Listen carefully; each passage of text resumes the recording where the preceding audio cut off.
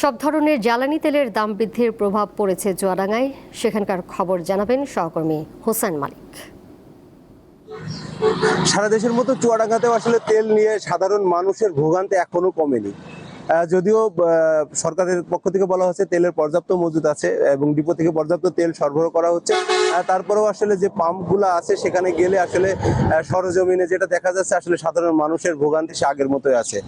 আমি বেশ কয়েকজন সাধারণ যারা ক্রেতা তাদের সাথে কথা বললাম, তারা বলছেন যে সকাল থেকে তারা যে তেল পাম্প স্টেশনগুলোতে তেল সরবরাহ করছে সেখানে তারা যাচ্ছেন, কিন্তু তাদের ঘন্টার পর ঘন্টা লাইনে দাঁড়িয়ে তাদের তেল সরবরাহ করছে, তারপরেও তারা পর্যাপ্ত যে তেল তা পাচ্ছেন না।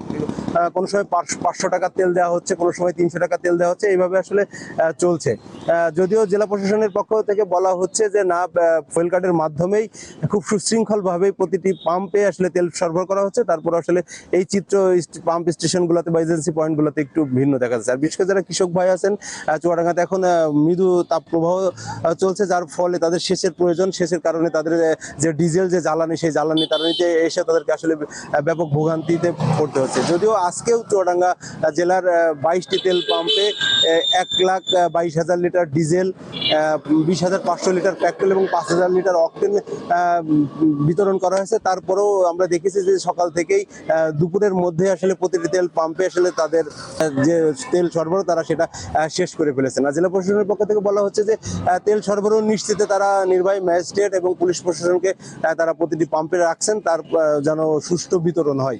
আমি আরেকটি তথ্য জানিয়ে রাখি যে চুয়াডাঙ্গা জেলায় 22টি তেল পাম্প আছে, 40-এর মতো এজেন্সি অর্থাৎ ডিলার পয়েন্ট আছে, সেখান থেকেই পেট্রোল, অকটেন এবং ডিজেল সরবরাহ করা হয়ে থাকে। তো এই ছিল তেল নিয়ে সর্বশেষ।